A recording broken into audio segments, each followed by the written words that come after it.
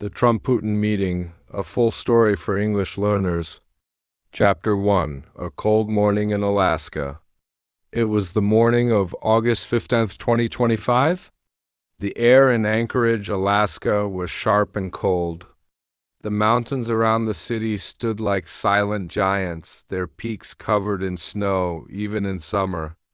The sky was wide and pale, the kind of sky that holds secrets.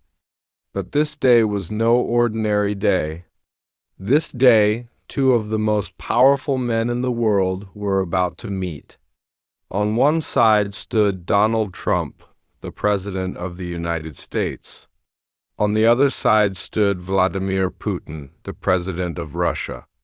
They were not just men.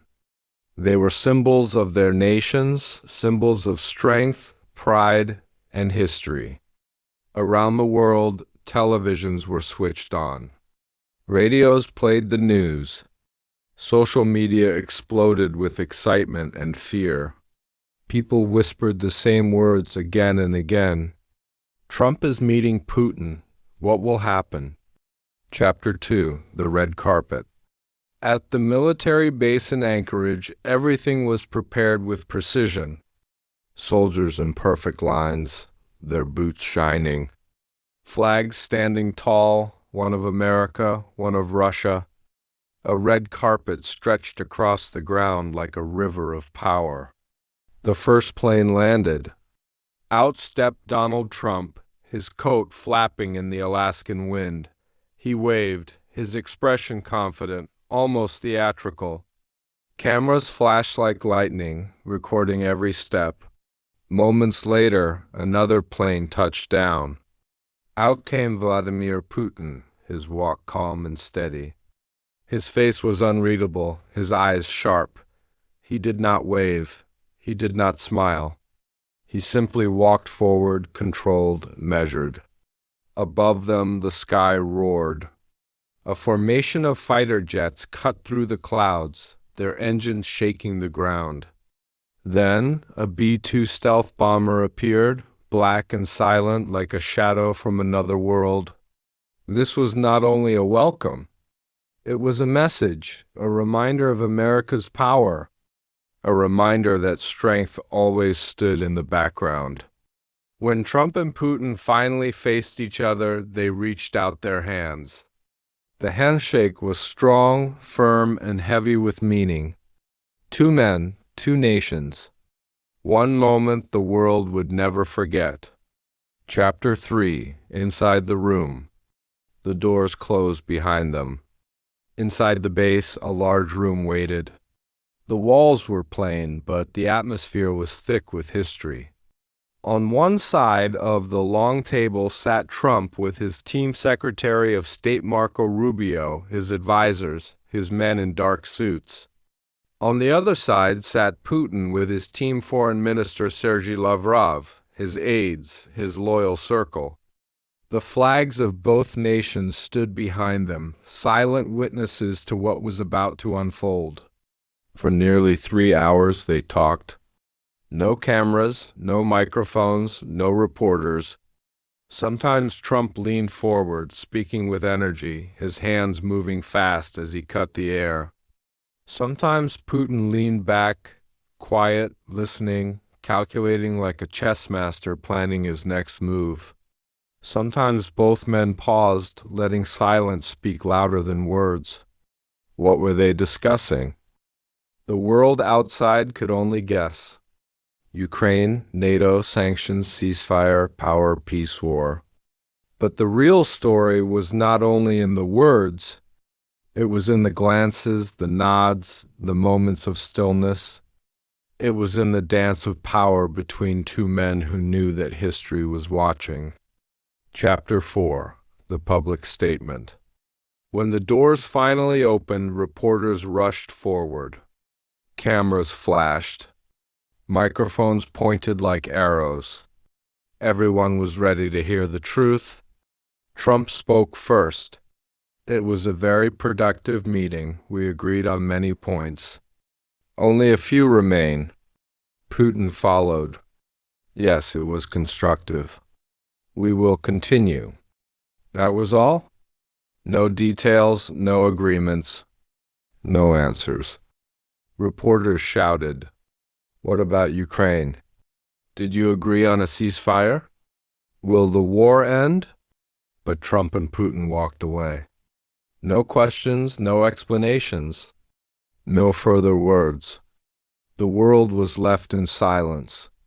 Chapter 5. After the summit.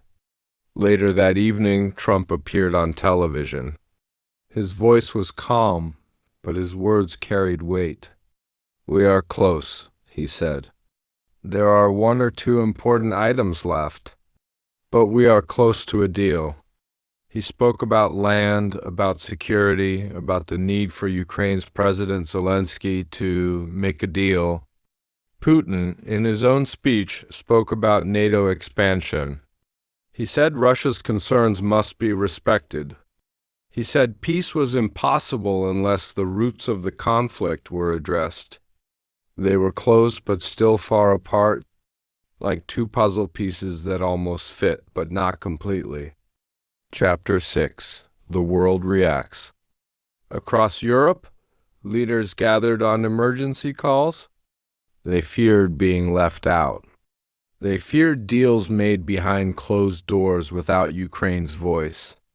In Kyiv, President Zelensky declared firmly, "No land will be given. Ukraine will not be divided." In Moscow, Putin's supporters celebrated his visit to America as a symbolic victory. "Russia is back on the world stage," they said. In Washington, critics attacked Trump for meeting Putin without real results. "Photo opportunities are not peace," they said. The world was divided, hopeful, fearful, uncertain. Chapter 7. The war continues. As the leaders spoke in Alaska, the war in Ukraine did not stop. Missiles still fell, drones still flew, civilians still hid in basements. Every hour, lives were lost. The summit in Alaska gave words. But in Ukraine, the people needed more than words. They needed peace. They needed safety. The distance between diplomacy and reality had never felt so wide. Chapter 8. Symbolism versus substance.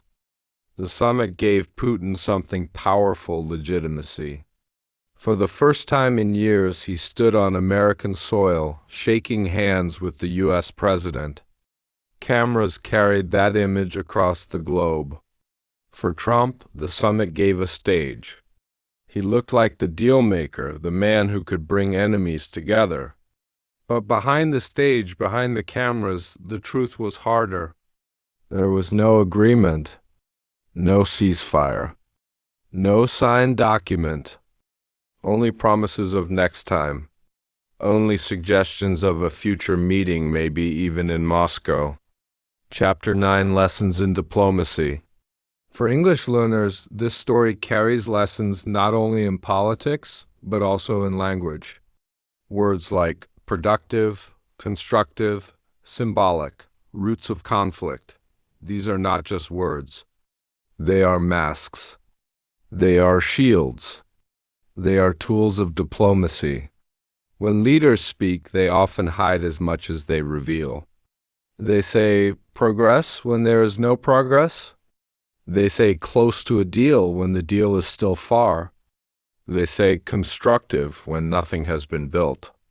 And so, understanding politics is also about understanding language. Chapter 10. The sunset in Alaska. As the sun set over the snowy mountains of Alaska, the summit ended. Trump flew back to Washington. Putin flew back to Moscow. The red carpet was rolled away. The soldiers went home. The microphones were turned off. But the questions remained. Would there be peace? Would the war end? Would these two men meet again, and this time bring results? For now, the answers were hidden in the future.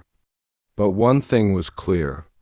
On this cold day in Alaska, history had been written not with agreements, but with images, with words, with silence.